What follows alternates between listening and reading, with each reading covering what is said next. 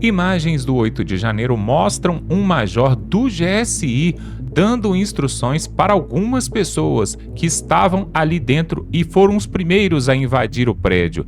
Ele fala, gesticula e parece que ele conhece até alguns deles. Logo depois aparece o General G. Dias e ele faz algumas organizações ali, olha e parece estar procurando alguém ou algum objeto.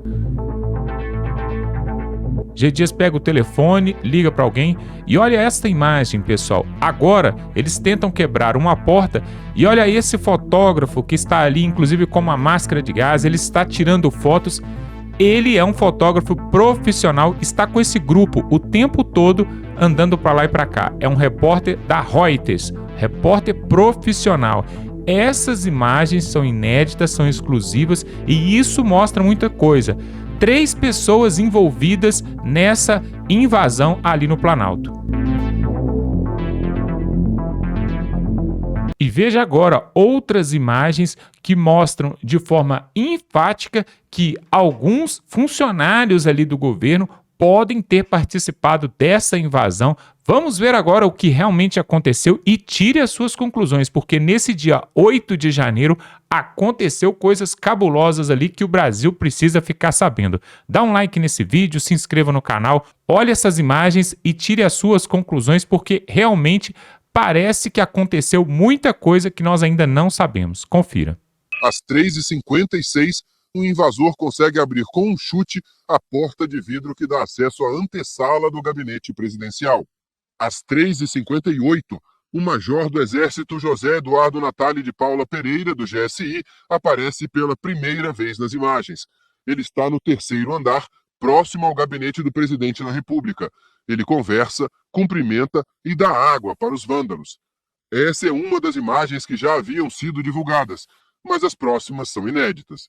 Em outro local do 3º andar, um dos criminosos aproveita a confusão e se aproxima de um caixa eletrônico que fica na ala oeste do 3º andar do Planalto. O homem que tenta forçar o caixa eletrônico fica cerca de 2 minutos dedicado a isso. Depois desiste e vai embora.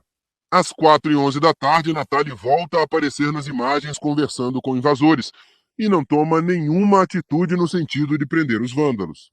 1 minuto depois, um invasor circula pelo corredor do 3º andar, que abriga o raro relógio feito por Baltazar Martinot.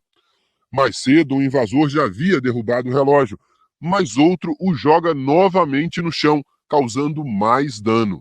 E poucos segundos depois, o Major Natali chega a esse local e conversa com outros invasores que não aparecem nas imagens. Nessa hora, outro homem chega empurrando um carrinho com várias garrafas de água e um balde de gelo. Em pouco tempo, o móvel que abrigava o raro relógio presenteado ao governo brasileiro se torna abrigo de diversas garrafas e pertences dos vândalos. Às 4h18, pela primeira vez, os vídeos mostram o então ministro do GSI, Gonçalves Dias, dentro do Palácio do Planalto. Uma câmera mostra a porta do elevador abrindo no 3º andar e G. Dias, como é conhecido, dentro falando ao celular. Ao ver os invasores, o então ministro aperta um botão e a porta fecha e ele desce de volta ao térreo. A cena ocorre 20 minutos depois do Major Natali ter oferecido água aos manifestantes. Em depoimento na última sexta-feira, Gonçalves Dias disse que não presenciou o momento em que o Major Natali entregou a água a um invasor e que, se tivesse visto, teria prendido o militar. Meia hora depois, o Major José Eduardo Natali aparece no 3º andar com os golpistas e apontando para a escada como se estivesse indicando para eles descerem. Ele fala com um deles e aponta para a escada. Esse homem dá um chute na porta. Ele entra em frente ao manifestante querendo parar o homem, que o empurra levemente e consegue entrar na outra sala. Natali volta, tira algumas pessoas e fecha a porta. Um manifestante pega um extintor de incêndio na frente de Natali e vai embora. Ele vai na mesma direção. Pouco antes, uma equipe da Polícia Militar é vista dispersando uma parte da multidão em um dos corredores do 3º andar. Esse homem de camisa cinza, sem farda, é o coronel Vanderly Batista da Silva Júnior. À época, ele era diretor adjunto de segurança presidencial do GSI. No mesmo momento, em outro local, o general volta ao 3º andar. Ele mexe numa fita de isolamento, olha o chão sujo, verifica se as portas estão trancadas. Em seguida, G. Dias encontra um grupo de vândalos em uma sala próxima ao gabinete do presidente da República. O general, o major Natali e outros agentes do GSI conduzem as pessoas para a saída, apontando o segundo andar. No depoimento que deu à Polícia Federal, G. Dias disse que não prendeu os invasores porque eles seriam detidos no segundo andar tão logo descessem. Mais tarde, quando a invasão já tinha terminado, é possível ver a movimentação de peritos da PF e servidores pelo palácio. O presidente Lula também aparece verificando os estragos. Ele aparenta estar bastante irritado com a situação. Ele está acompanhado de ministros e da primeira-dama. Às 9h46 da noite, as imagens mostram o ministro da Justiça, Flávio Dino, gesticulando no saguão do terceiro andar. Ele parece se dirigir ao ministro da Defesa, José Múcio Monteiro. Os ministros Rui Costa, da Casa Civil, e Valdez Góes, da Integração, também estão na imagem, assim como os senadores Jacques Wagner, do PT, e Randolfo Rodrigues, da Rede. As imagens sugerem que eles estão numa discussão acalorada sobre os acontecimentos. Os ministros não quiseram comentar hoje o teor da conversa. Às 10h23, o presidente Lula vai embora. Às 10h51, é a vez de Gonçalves Dias deixar o Planalto. Ele é uma das últimas pessoas a sair do prédio. Pois é, você viu aí essas imagens do 8 de janeiro, né? Algumas imagens inéditas, talvez você ainda não tinha visto, e é interessante aí marcar essas 3 pessoas que aparecem nas imagens, né? Primeiro, aquele major ali do GSI, né? José Eduardo, estranho, porque ele estava ali pacificando, muito calmo. Depois, o G. Dias, né? Que todo mundo já sabe, né? Que o prêmio que ele recebeu por fazer ali tudo que ele fez ali naquele dia foi uma promoção que ele recebeu por Lula. E outro é aquele repórter da Reuters, né? Estranho, que ele teve acesso, ficou ali tirando fotos e foi um dos primeiros a entrar. Tava com aquele grupinho ali de 5, 6 pessoas andando para lá e para cá, sempre aquele grupinho. Então, pessoal, tudo isso leva a crer que houve um golpe em cima dos patriotas, na verdade. É isso que leva a crer. Mas olha só agora o que vai falar ali o pessoal da Auriverde, da Rádio Auriverde. Eles vão fazer uma análise aqui e mostrar alguns fatos aqui que são muito interessantes, que passaram desapercebidos. Preste atenção no que vai falar ali o Pitoli e os jornalistas, porque realmente, pessoal, esse fato do 8 de janeiro e agora, esse evento que o Lula está fazendo ali para comemorar a retorno da democracia, isso é uma estratégia para calar a direita. E olha só onde que isso vai chegar. Dá um like nesse vídeo, se inscreva no canal se você ainda não se inscreveu, está perdendo tempo. Olha só o que eles têm para falar, é muito interessante. É um dia triste. Um dia triste mesmo porque, Silvio, Olavo, quando a gente fala do acordo de não persecução penal, a ANPP, para aqueles que foram presos diante do QG, na perfídia do Exército Brasileiro, que colocou inocentes homens, mulheres, idosos, idosas, crianças, dentro de ônibus, desfilando por Brasília como se fossem animais. Os presos do 9 de janeiro, da manhã do 9 de janeiro, que foram levados depois para a quadra da Polícia Federal, fazem parte do inquérito 4921. Estes que estão recebendo a possibilidade de confessar um crime que não cometeram para se verem livres da justiça. Só que outro dia, Silvio, Olavo, aqui, na recepção da rádio, chega um cidadão, tornozelado, com um boleto, acredite se quiser. Eu vi um boleto, porque ele fez o ANPP, o acordo, e feito o acordo, Olavo, ele recebe um boleto da justiça, R$5.000, para pagar, para então efetivar o acordo.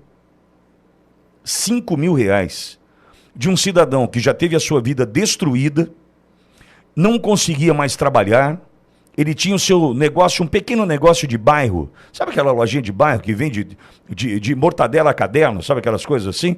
Ele tinha uma lojinha de bairro, esse cidadão perdeu absolutamente tudo, porque passou 4 meses preso, e a lojinha fechada, 4 meses, a esposa não tinha condição de tocar, perderam absolutamente tudo, inclusive a dignidade. Inclusive a dignidade. E esse cidadão chega para mim e fala assim, Pitoli, esse boleto vence, e se eu não pagar esse boleto, eu perco a oportunidade de ter o acordo validado. Ou seja, Silvio, a maldade destes que aí estão ultrapassa todos os limites. Eu só estou contando um caso. Quantos acordos foram feitos? Quantos passaram pelo martírio, pela tortura que esse homem que me procurou aqui e nós ajudamos?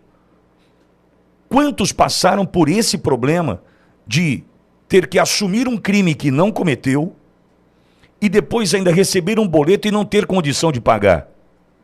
Veja, a tortura chegou a um nível que nós não temos ideia onde essa tortura, de que forma ela foi conduzida. Eu estou dizendo o caso de quem fez o acordo e recebeu um boleto. Eu tenho dito aqui que nós contabilizamos a morte do Clezão dentro da Papuda, mas quantas mortes aconteceram por conta dos presos do 8 de janeiro que não foram contabilizadas por conta de pais, mães, esposos, esposas, filhos, filhas que sofreram de depressão profunda, que tiveram problemas de saúde agravados por conta da situação desse ente querido e que morreram. Eu dou o exemplo aqui, Silvio, de pai de um amigo meu. Eu vi este exemplo acontecer. O cidadão ficou preso 100 dias. A Polícia Federal disse que nada encontrou contra ele e pediu a soltura. Ele foi solto. Entretanto, mesmo sem encontrar nada contra ele, tornozeleira eletrônica.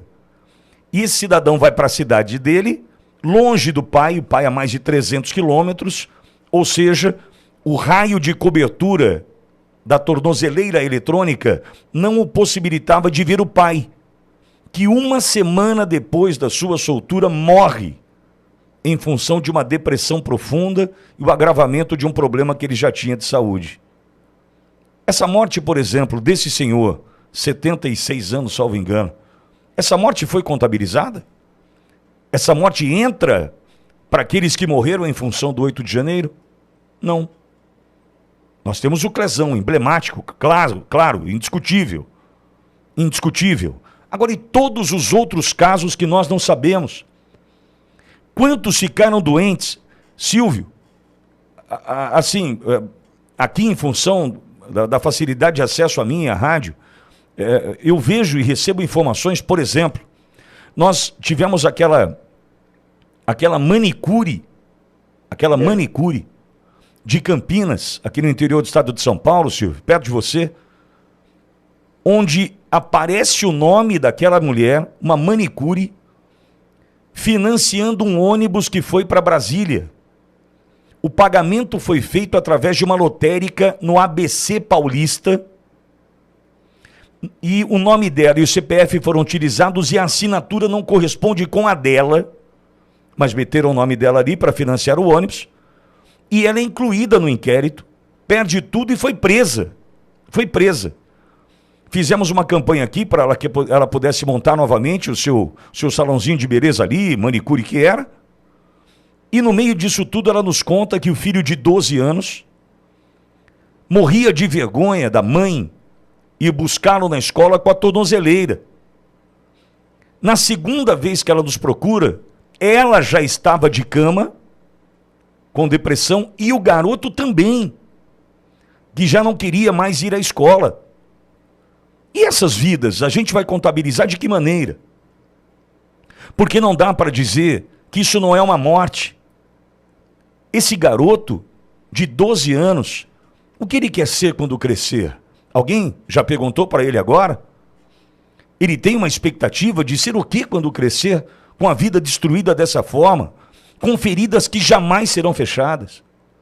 Então a gente não tem ideia. Eu sempre trago aqui, quando o assunto é falar do bem, eu falo daquela história das maçãs, Olavo. Já disse várias vezes, por onde passo falo, que quando você corta uma maçã, você tem condição de identificar ali quantas sementes existem dentro daquela maçã, mas nós jamais teremos a possibilidade de saber quantas maçãs existem dentro de cada semente.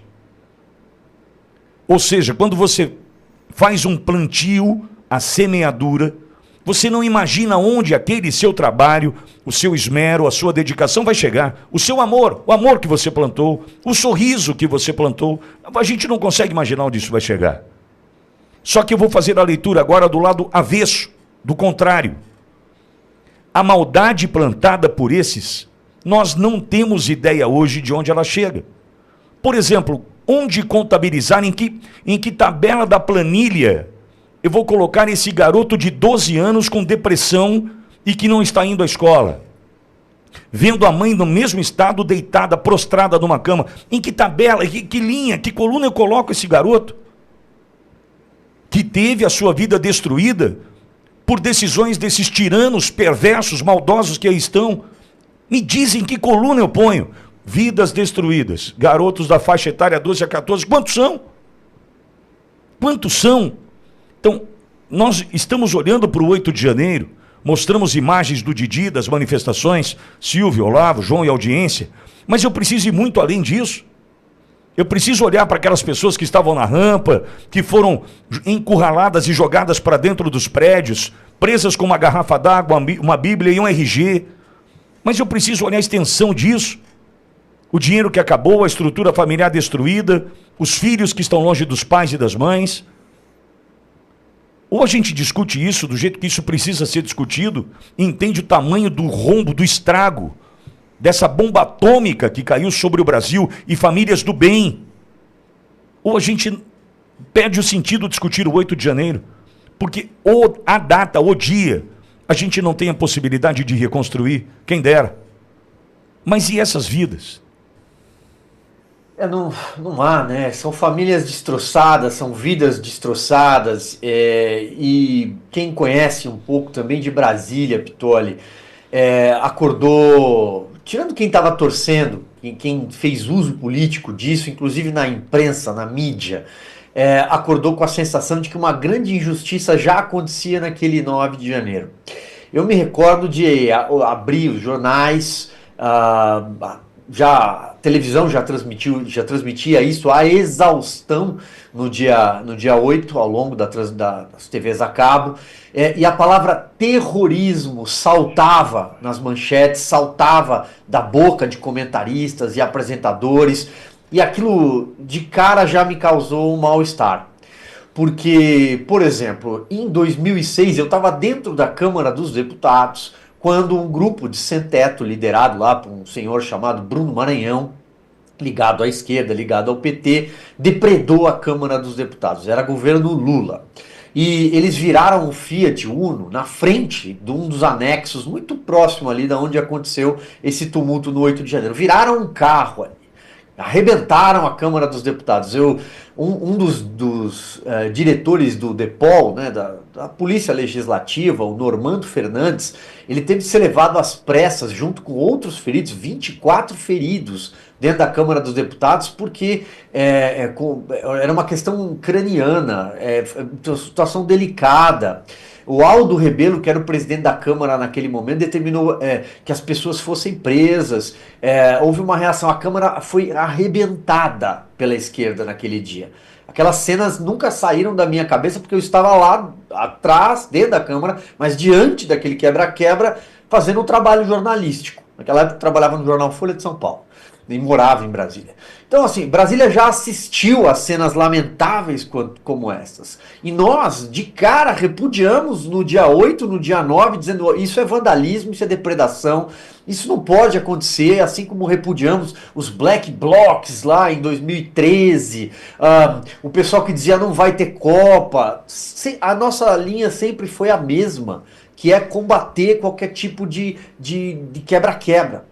Mas ali havia uma narrativa já pronta para estampar as manchetes, que era a narrativa do terrorismo, do golpe de Estado, da direita que quer tomar o poder e impedir a volta da democracia, da Frente Ampla pela Democracia, aquela cena patética do Lula subindo a rampa, uma série de pessoas, depois eles cruzando a Praça dos Três Poderes de braços dados, com ministros do Supremo. Tudo isso já incomodava quem conhece a política, quem faz uma leitura um pouco mais apurada e sem militância. E aí, para chegar no seu ponto, Pitoli, essas pessoas que participaram dessa linha de montagem de manchetes, dessa linha de produção de uma narrativa, que elas levaram muita gente a escuridão de uma cadeia, de uma papuda. Esse rapaz que a gente falou agora, da capa da revista, que é um catador de reciclado, de papelão, tem 28 anos, mora lá, muito distante da capital, Cuiabá. Esse rapaz está preso a uma tornozeleira eletrônica neste momento. Ele tem cara de golpista. Esse morador de rua que eu citei agora há pouco, que foi pedir comida num quartel, passou um ano preso, ele iria dar um golpe de Estado com o quê? Nem se ele tivesse um estilingue, mas ele não tinha também. Ele ia dar um golpe de Estado com... Onde estavam os tanques e os fuzis, os paraquedistas? Onde estavam os fuzileiros? Cadê a quartelada jamais provada?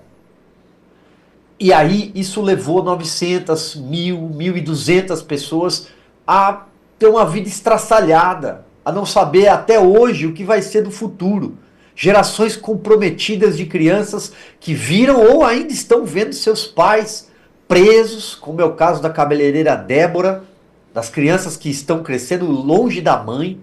O que deve ser passar uma mãe pensar, olha, em algum momento eu saquei um batom, num momento naquela catarse, e lembrei do ministro Luiz Roberto Barroso falando, perdeu o mané em Nova York. Né? E aí fui lá e pichei a estátua, que era a primeira coisa que estava na minha frente, com batom. Isso sai com detergente. Isso sai com sabão, com pano úmido. E ela é presa e é privada do convívio de crianças. Crianças que vão dizer, mas qual foi o crime que minha mãe cometeu? Minha mãe escreveu numa estátua. Tudo bem, mas pichadores são presos todos os dias. Em São Paulo, em Campinas, em Bauru, no Rio de Janeiro, em Recife, são presos pela polícia. Detidos é a palavra correta. Isso pode acarretar uma pena de 14, 15 anos de privar uma mãe de ver um filho crescer no Natal, perder um aniversário. Isso não tem preço. A história vai passar tudo isso a limpo e a história ela cuida de colocar as coisas no lugar, no seu tempo cronológico, histórico. Os fatos vêm à superfície, eles são teimosos. Tem aquela frase que eu sempre cito, John Adams, do segundo presidente americano, que diz que os fatos são teimosos. Não tem como, a verdade vai aparecer. Mas e o tempo? O tempo que essas pessoas perderam? Isso não tem volta. Vou lembrando de algumas histórias. Eu ouvi de um preso do 8 de janeiro, tornozelado na época, não sei, nunca, não era aqui em Bauru, foi um encontro que eu tive fora daqui. E olha a história do cara. Ele foi preso, vai para a delegacia, chega na delegacia ele com glaucoma, pressão alta nos olhos. E vira para o delegado, para o agente, fala assim, olha, se eu for ficar preso, o meu colírio, pelo que eu estou vendo aqui, dá para uns 2 dias. Está aqui o meu cartão, eu dou a senha, alguém pode comprar para mim, eu não posso ficar sem o colírio. Não, deixa aí, a gente vai resolver. Alguém comprou o colírio? Você comprou lá? Não comprou, João? Ninguém comprou o colírio.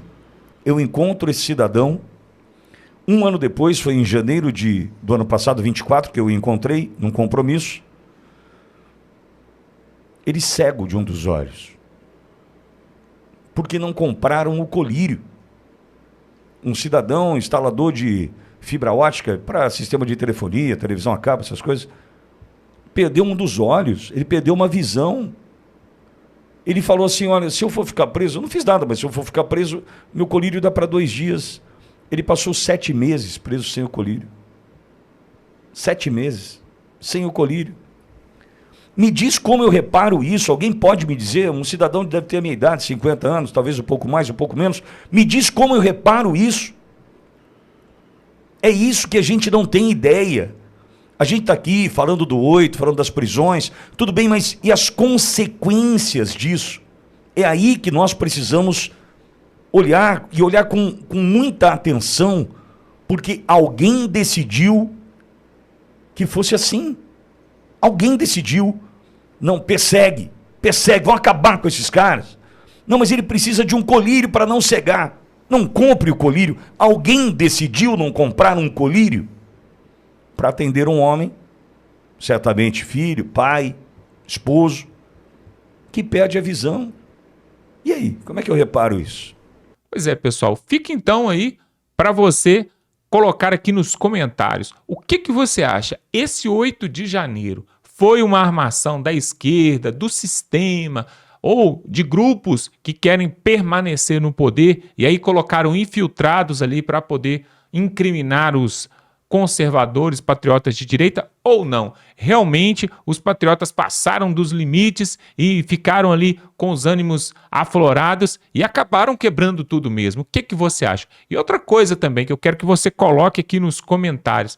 O Bolsonaro teve participação ou não nesse evento? Porque muitos estão querendo colocar na conta dele, né? Muitos estão dizendo que ele, pelo menos lá dos Estados Unidos, ele incentivou, pelo menos mentalmente, psicologicamente, com forças ancestrais, né? É o que dizem aí a grande mídia. Coloca aqui nos comentários o que você acha de toda essa patotada. Agora, o fato é, tem pessoas presas até hoje, tem pessoas exiladas no Peru, na Argentina, até mesmo no Uruguai, e que vão ficar por lá, né?